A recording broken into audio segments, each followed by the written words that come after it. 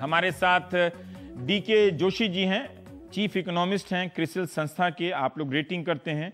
अभी मैं खबर देख रहा था कि आपने जीडीपी के ग्रोथ में कुछ कमी आप लोगों ने इसका अनुमान बताया है।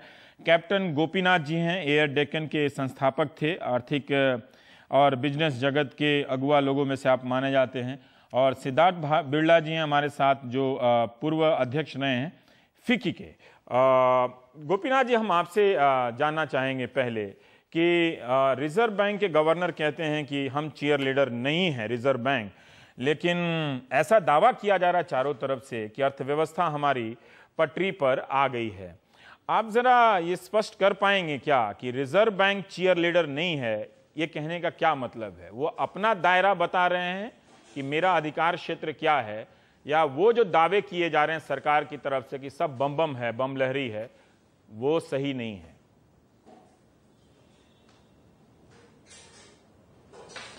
I think the Reserve Bank of India is not supposed to be either pro-government or anti-government.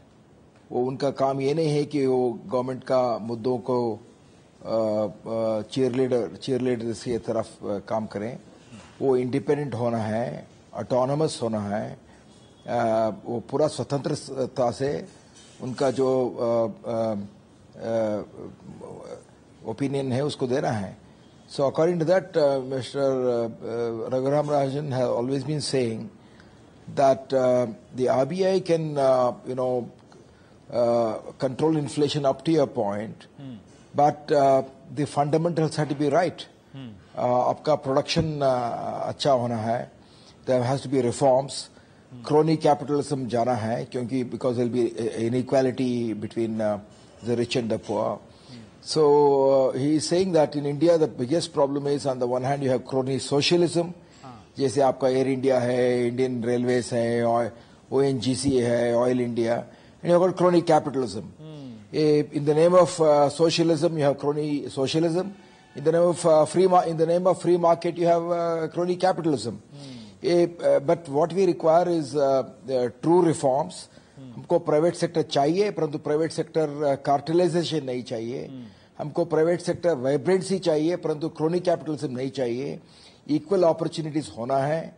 और अभी हमको सबको पता है कि जो लोग who are close to political parties, they are the ones who have become very rich because of control of critical resources, like could be coal or could be spectrum, Gopinath ji, because they are able to influence policy. जो आपने कहा, हम अपने दर्शकों को बता दें कि आप ये कह रहे हैं कि जो कुछ लोगों का जो समूह है क्रोनी कैपिटलिज्म, वो राजनीतिक सत्ता से गठजोड़ करके सारे संसाधनों का लाभ वही प्राप्त कर रहा है। जिस तरह से एक प्राइवेट अर्थव्यवस्था में सबको खुलकर निवेश या बिजनेस करने की अनुमति होती है, वैसी स्थिति नहीं है। पर गोपीनाथ जी, सरकार तो कहती है कि हमने क्रोनी कैपिटलिज्म को खत्म कर दिया है, पारदर्शिता ला दी है। तो इसका मतलब दो राय है। गवर्नर कह रहे हैं कि क्रोनी कैपिटलिज्म है अभी भी, और सरकार कह रही है कि हमने पारदर्शिता ला दिया है। हम किसी के साथ पक्षपात नहीं कर रहे हैं, किसी को ज्यादा हम एनकरेज नहीं कर रहे हैं, बढ़ावा नहीं दे रहे हैं। No, definitely. These are the statements of Rajan during even though UPA made him the governor of Reserve Bank. We had to admire Rajan because during the UPA rule, Rajan ने ये बताया कि UPA rule के time पे crony capital was at the highest. Right now, Modi has to be complimented. There is no corruption at the top. But having said that, he also has to ensure that the image that is there, that is close to crony capitalist, some of them at least, that has to go. And I think, therefore, अभी जो क्या हो रहा है, he is now going on talking about being pro-poor. वो उनको थोड़ा संकोच है कि वो he is against rich. See, he has to be pro-business.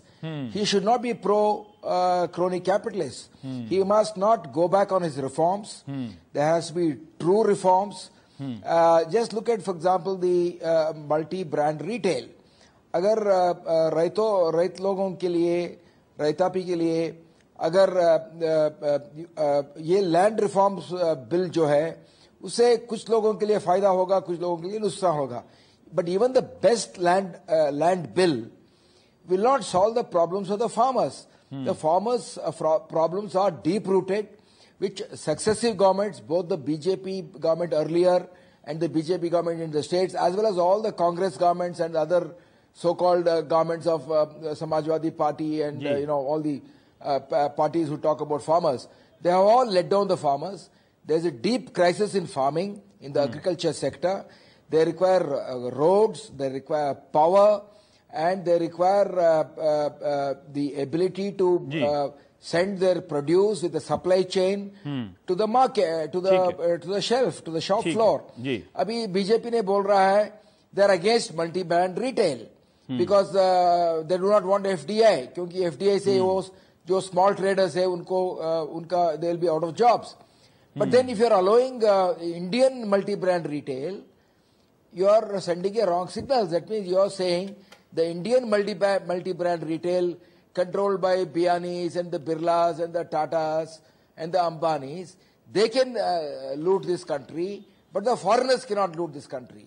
That means the Indian multi-brand retail corporates can put the traders out of jobs, but not FDI. It is FDI, which is one of the important elements in multi-brand retail, which will give supply chain logistics to the shop floor and give better remuneration to the farmers. In addition to that, the subsidy to the farmers has to be given like in the Western countries, and slowly the farmers had to move away from the farming activity, because we have got 60% in farming, but their contribution to GDP has come down, but the farmers employed in agriculture, that has remained the same. Captain, आपने जो अभी तक अंग्रेजी में कहा, मैं उसे अपने दर्शकों के लिए एक सारांश के तौर पे हिंदी में बता दूं कि आप ये कह रहे हैं कि अभी भी भले ही भ्रष्टाचार नहीं है, लेकिन क्रोनिक कैपिटलिज्म वो अभी तक पूरी तरह से खत्म नहीं हुआ है, मतलब कुछ लोगों का दबदबा अभी भी बना हुआ है. दूसरी बात आप कह रहे हैं कि मोदी सरकार सुधार के कदम ठीक से नहीं उठा पाई है. मल्टी ब्रांड रिटेल में जो उसकी अपनी विरासत है, जो कांग्रेस के यूपीए के ज़माने में खुद ही बीजेपी विरोध करती रही है, तो वो उस पर अब कायम है, जिससे बहुत सारा उसका जो अवसर खुलना चाहिए था वो नहीं खुल रहा है. तो ये एक सुधार विरोधी कदम है. तीसरी बात कैप्टन ये बता रहे थे कि आप दर्शकों के लिए बता दें कि जो किसानों की जो समस्या है उसका समाधान ये लैंड बिल से भी नहीं होने वाला है, चाहे आप इसे जितना भी अच्छा बना लें. खेती का जो संकट है उसे अलग तरीके से देखना पड़ेगा, और इस संकट को पैदा करने में या बनाए रखने में केंद्र में कांग्रेस और बीजेपी की सरकारें, राज्य में बीजेपी की सरकारें, कांग्रेस की सरकारें या किसी भी सरकारें, सबका बराबर बराबर योगदान है. सिद्धार्थ बिड़ला जी, मैं आपसे जानना चाहता हूं कि क्या आप इस बात से सहमत हैं कि जीडीपी बढ़ने का जो दावा है, और रघुराम राजन कह रहे हैं हमें जमीन पे तो दिखाई नहीं दे रहा है, क्या आप सहमत हैं कि वाकई जो दावा किया जा रहा है वो जमीन पे दिखने लायक नहीं है? देखिए, रघुराम राजन जी के कमेंट्स दो भाग में लीजिए. एक तो ये है जो आज उनकी रीडिंग है, और एक ये है कि हम किस दिशा में जा रहे हैं. तो जहां तक दिशा का सवाल है, और जहां तक पॉलिसीज का सवाल है, और जहां तक जो एक्शंस लिए जा रहे हैं, और जो हमारे आसपास में रियलिटी है, उसका उन्होंने मूल्यांकन किया है, तो उसमें वो हमेशा पॉजिटिव रहे हैं. जहां तक जमीन पे होने की बात है, इसमें दो इश्यूज हैं. इसमें मुझे कोई बचाव नहीं करना है, क्योंकि प्राइवेट इन्वेस्टमेंट अभी बहुत वीक है, और जब ये गवर्नमेंट आई थी तब से लेकर के 2 साल वीक रहने के पूरे आसार थे. फिक्की के तरफ से भी हम कह रहे थे, अगर प्राइवेट बिजनेस की हेल्थ देखें तो भी है कि 2 साल तक प्राइवेट इन्वेस्टमेंट का रिवाइवल डिफिकल्ट था, क्योंकि ऑलरेडी पुराना बर्डन बहुत था और करंट प्रॉफिटेबिलिटी नहीं है. तो उस बीच में गवर्नमेंट अपने पब्लिक इन्वेस्टमेंट प्रोग्राम्स को उन्होंने चलाना है. वो इस पिछले साल के बजट में माइनर अनाउंसमेंट्स हुए थे, इस साल के बजट में और रेल बजट में, दोनों को मिला करके अगर देखा जाए तो पब्लिक स्पेंडिंग के काफी आसार हैं. और ये बात हम लोग कई दिनों से कह रहे हैं, मतलब इन दिनों में कह रहे हैं कि इम्प्लीमेंटेशन इन दिस ईयर, इस वर्ष में सच्ची जो मापदंड होगा वो है कि ये पॉलिसीज को हम इंप्लीमेंट किस तरह से कर पाते हैं. तो अगर इनका इंप्लीमेंटेशन हो तो इसका डायरेक्ट बेनिफिट जो है ये पार्टली मिटिगेट करेगा, पार्टली कम करेगा रूरल डिस्ट्रेस को, जो किसानों में और जो गरीबों में प्रॉब्लम है और जो जॉब क्रिएशन की प्रॉब्लम है रूरल सेक्टर में, उसको कम करने में ये पब्लिक स्पेंडिंग बहुत बड़ा हाथ। मैं एक सवाल करना चाहता हूं कि आप कह रहे हैं कि पीछे के कारणों से जो प्राइवेट इन्वेस्टमेंट है वो कम है, लेकिन ये भी एक तरफ से आंकड़े दिखाए जाते हैं कि बहुत ज्यादा विदेशी निवेश हो रहा है। तो ये आ कहां से रहा है? हम दोनों तरह की स्थिति देख रहे हैं कि बिजली की मांग नहीं है, तो यानी कंपनियां या उत्पादन नहीं हो रहा है, सीमेंट में या स्टील के अभी प्रोडक्शन में अभी कमी दिख रहा है अभी ग्रोथ रेट में। एक तरफ से अगर ये दावा किया जा रहा है कि रोड में हम 12 किलोमीटर रोज बढ़ा रहे हैं यूपीए से ज्यादा, तो इसका मतलब ये सारी चीजों का खपत बढ़ रहा होगा, लेकिन इंफ्रास्ट्रक्चर की स्थिति खराब है, बैंक की स्थिति आपकी खराब है। तो है क्या, मतलब सिर्फ माहौल ही ठीक है या कुछ माल भी ठीक की कमाई हो रही है? नहीं, देखिए माहौल जो है, जो एक्शंस जिस तरह से कंसीव किए जा रहे हैं वो एक्शंस पॉजिटिव की तरफ है। क्योंकि देखिए जैसे कोयले में बहुत रुपया लग चुका था ऑलरेडी ग्राउंड के ऊपर, और जब ये कोल ऑक्शन में कैंसिल हो गए थे तो करीब 2 लाख करोड़ रुपया बैंकिंग सिस्टम का और प्राइवेट इन्वेस्टमेंट का अटका हुआ था। तो उसके पूरे चांसेस थे कि वो एनपीएस हो जाएंगे। अगर वो एनपीए होने से रुक गए हैं, क्योंकि आज एक रकम से कोल ऑक्शन हो गया है, उनका प्रोडक्शन वापस चालू होगा, तो ये एनपीए होने से बच जाएंगे या परमानेंट एनपीए होने से बच जाएंगे। उसी तरह से जो अटके हुए रोड प्रोजेक्ट्स थे और जो अटके हुए पावर प्रोजेक्ट्स थे, उनको अगर रिवाइव करके ठीक से कंप्लीट किया जाए तो उनमें जो रुपए लग रहे हैं वो एनपीए, परमानेंट एनपीए होने से बच जाएंगे, नॉन परफॉर्मिंग एसेट होने से बच जाएंगे। परंतु सवाल खाली अनस्टक प्रोजेक्ट का नहीं, स्टक प्रोजेक्ट का नहीं है, सवाल ये भी है कि हम नए प्रोजेक्ट्स किस स्पीड में इंप्लीमेंट कर सकते हैं। पर और अरविंद सुब्रमण्यम जो प्रधानमंत्री के मुख्य आर्थिक सलाहकार हैं, वही कह रहे हैं कि नए प्रोजेक्ट में निवेश नहीं हो रहा है। हो क्या रहा है? जब कहीं कंपनी नहीं पड़ रही है, कोई प्रोजेक्ट नहीं बन पा रहा है, तो हो क्या रहा है? क्या हम अभी समझे कि सिर्फ नीतिगत फैसले हो रहे हैं इस साल, अब अगले साल जमीन पर दिखेंगे? आपको तीन पॉइंट्स में बहुत जल्दी बता देता हूं कि प्राइवेट निवेश क्यों नहीं हो रहा है। जब 2013 की जो स्थिति थी, इसमें से पॉलिटिक्स को बाहर रखें, कौन सी गवर्नमेंट थी नहीं थी वो इशू नहीं है। इशू ये है कि डिमांड कम थी, लोगों ने कैपेसिटी काफी बढ़ा रही थी सोच के कि 8 से 10% की डिमांड आएगी, वो डिमांड नहीं आई, तो आपकी कैपेसिटी का गैप रह गया। 2014 में जब ये नई गवर्नमेंट आई थी तो करीब 75% के आसपास में कैपेसिटी यूटिलाइजेशन में इंडस्ट्री चल रही थी, एवरेज बोल रहा हूं। उसमें सीमेंट इंडस्ट्री भी आ गई, स्टील भी आ गई, सब आ गया।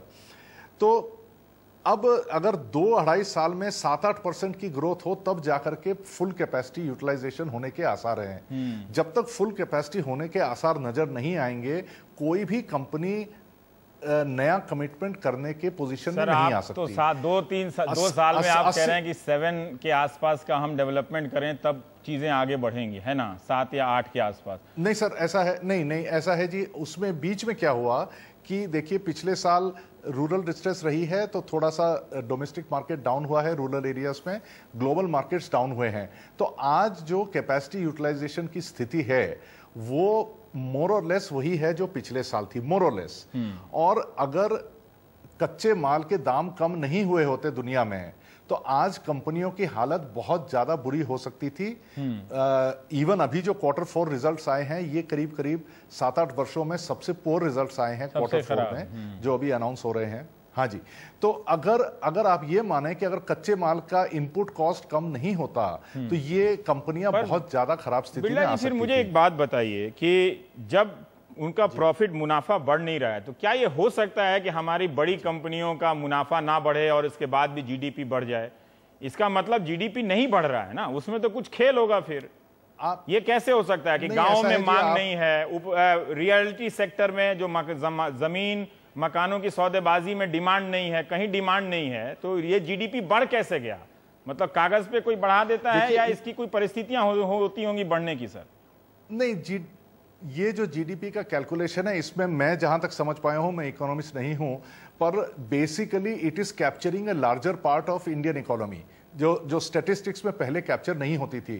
पर सर कौन सा पार्ट? मतलब खेती में आपका जीडीपी ग्रोथ है वो 0 के बराबर है, खेती नहीं, तो किस पार्ट से ये जीडीपी 7.5 हो जा रहा है? जी ऐसा है जी कि जो स्मॉल स्केल सेक्टर है, जिसको एक इनफॉर्मल सेक्टर कह सकते हैं, या सर्विसेज सेक्टर जो हैं, वो कैप्चर पूरे नहीं हो रहे थे। वही एक जो जीएसटी इंट्रोडक्शन का जो टारगेट है वो यही है कि larger part of economy will come in the revenue net.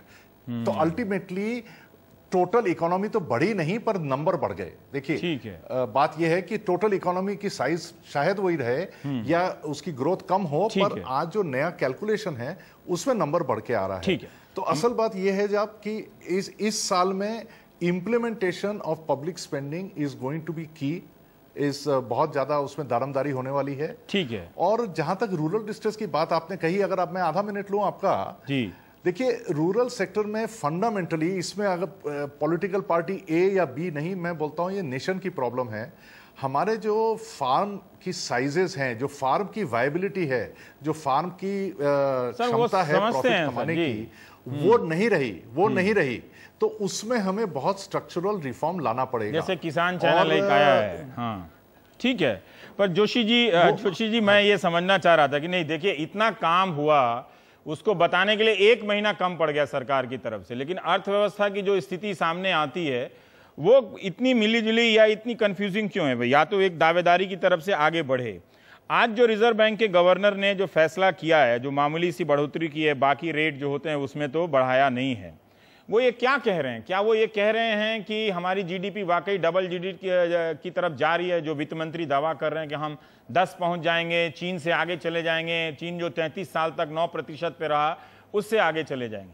नौजवान जानना चाहता है कि आज की स्थिति में पिछले 1 साल में क्या कुछ ऐसा हुआ है जिससे नौकरी वगैरह में बढ़ने के हालात पैदा हो रहे हों? जोशी जी। देखिए पहले तो मैं ये बताना चाहूँगा कि जब पिछले साल नई गवर्नमेंट बनी थी तो लोगों को 2 तरह की उम्मीदें थी। एक तो ये थी कि जो इकॉनमी में बहुत जल्दी रफ्तार पकड़ेगी इकॉनमी, और दूसरी उम्मीद ये थी कि खासकर एनालिस्ट और फॉरेन इन्वेस्टर्स की बहुत तेज़ी से जो रिफॉर्म है वो होंगे। तो इन दोनों उम्मीदों में अब थोड़ा सा धीमापन आया है और थोड़ा मॉडरेशन हुआ है, इसको रैशनलाइजेशन हुआ है या रियलिस्टिक हो गई हैं उम्मीदें, क्योंकि ये तो बात साफ हो गई है कि बहुत तेज़ी से इकॉनमी को रफ्तार नहीं दी जा सकती। और इसमें क्योंकि इसको देने के लिए सरकार के पास 2 ही हथियार होते हैं, या तो वो इंटरेस्ट रेट बहुत तेज़ी से कटें या फिर सरकार खुद खर्चा करना शुरू कर दे, क्योंकि प्राइवेट डिमांड नहीं है। और सरकार के पास ये दोनों क्षमताएं नहीं है, ये पिछले साल भी नहीं थी और अभी भी नहीं है, क्योंकि उनको डेफिसिट को, जो वित्तीय घाटा है उसको काबू में लाना है, और उसके साथ जहां तक महंगाई की दर का सवाल है अभी भी उसका खतरा पूरी तरह टला नहीं है। तो इसलिए आरबीआई रेट बहुत तेजी से नहीं काट सकता। जब आप ये नहीं कर सकते तो आप इकोनॉमी को रफ्तार आज की स्थिति में इसलिए भी नहीं दे सकते हैं क्योंकि जो ग्लोबल डिमांड है वो भी बहुत कमजोर है। हमारे एक्सपोर्ट्स मैं रोकना चाहता हूं जोशी जी, आप जो सरकार की ये मजबूरियां बता रहे हैं, रिकवरी फेज, तो फिर सरकार तो ये बताती नहीं है कि उसके सामने ये परिस्थिति है। सरकार तो कहती है कि सब ठीक है, हम जो कर रहे हैं चुनौतियां जरूर है लेकिन हम तो तेजी से बढ़ते जा रहे हैं।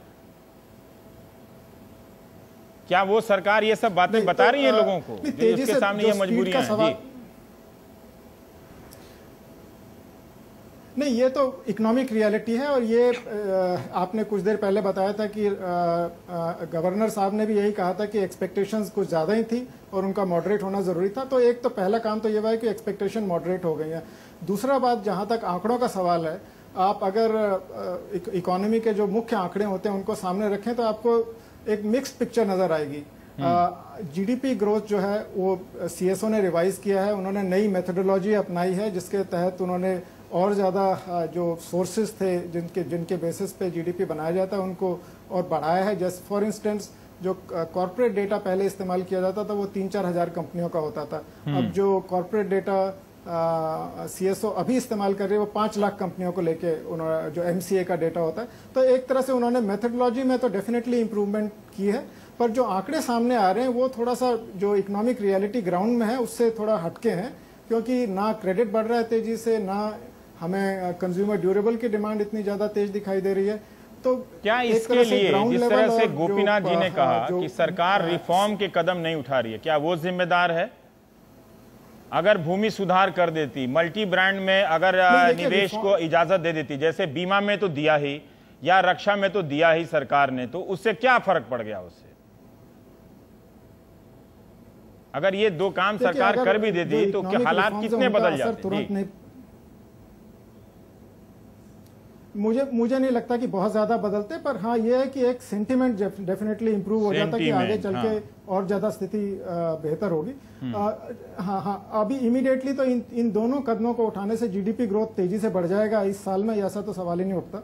ये तो आप जो जहां तक आंकड़ों का सवाल था, जीडीपी में तो थोड़ा सा बढ़ाव सीएसओ के डेटा ने जो नया रिलीज किया उसमें थोड़ा अपटेक ऊपर की तरफ जा रहा है। जो मेजर जो एक जो सक्सेस है गवर्नमेंट की और जिसमें किस्मत का भी एक हाथ है, वो है कि महंगाई की दर थोड़ा काबू में आती हुई दिखाई दे रही है। हम करीब 10% हर साल की रफ्तार से महंगाई की दर बढ़ रही थी 2006 और 2000। सर अब मानसून है, तो खाद्यान्न खाने पीने की चीजों के दाम बढ़ सकते हैं। भगवान ना करे कि ये अगर मानसून अगर इस तरह से खराब रहा जैसे इसकी अनुमान बताया गया है। रघुराम राजन ने यह भी कहा है कि जो क्रूड ऑयल है अब जो 45 रुपये डॉलर पे पहुंच गया था, अभी 60 के आसपास गया है, तो तेल का दाम तो वैसे ही बढ़ गया जैसे पहले था 147 वाला। वो अगर कुछ और बढ़ गया तब क्या किया जाएगा फिर? ऐसा क्या हुआ है कि जिससे हम दुनिया में जो दुनिया हमारी तरफ देख रही है, हम ऐसा क्या कर रहे हैं इसके अलावा कि जिसमें वाकई बता सके कि ये हुआ है? अब बात करने से तो लग रहा है कि हाँ जी कहा तो जा रहा है, लेकिन अभी इधर उधर कुछ हुआ नहीं है, लेकिन हो जाएगा, सोमवार मंगलवार तक पेमेंट हो जाएगा। इस टाइप की फीलिंग आ रही है आप लोगों से बात करके? नहीं देखिए, ये बात तो आपको आंकड़े की बात चल रही थी। महंगाई की दर का आंकड़ा तो बिल्कुल नीचे है, उसमें कोई शक नहीं है। और तीसरी चीज जिसमें थोड़ा सुधार देखा गया है वो हमारा करंट अकाउंट डेफिसिट, जो एक्सटर्नल डेफिसिट होता है वो काबू में आया है। तो ये 3 चीजों में पॉजिटिव स्थिति है। जहां पे बिल्कुल सुधार नहीं दिखाई दिया और जहां पे एक्चुअली स्थिति बदतर हुई है वो है एक तो जो बैंकिंग सेक्टर है, फाइनेंशियल सेक्टर है, वो एक तरह से इकोनॉमी को लुब्रिकेट करता है। उसकी क्षमता बहुत कम है ऐसा करने की, क्योंकि उसके जो नॉन परफॉर्मिंग एसेट्स हैं, बैड एसेट्स हैं, उनके जो नॉन परफॉर्मिंग लोन्स हैं वो बहुत ज्यादा, इतने ज्यादा बढ़ चुके हैं कि वो बहुत रिस्क अवर्स हो चुके हैं। एक तो वो स्थिति में सुधार इस साल भी नहीं दिखाई देगा। दूसरी चीज जहां पे बिल्कुल सुधार नहीं है वो है प्राइवेट इन्वेस्टमेंट। जो आप अगर पिछला दौर देखें 2004 और 2008 के बीच में जब ग्रोथ बहुत ज्यादा तेजी से बढ़ी थी, उस समय प्राइवेट इन्वेस्टमेंट 40% की रफ्तार से बढ़ रही थी। और आज की हालत यह है कि हमारा मानना यह है कि प्राइवेट इन्वेस्टमेंट 2015-16 में 2014-15 के मुकाबले कमी होगी। तो प्राइवेट सेक्टर इन्वेस्टमेंट इसलिए नहीं हो रही क्योंकि डिमांड नहीं है, और डिमांड नहीं है, ठीक है, बढ़ावा दे नहीं सकते।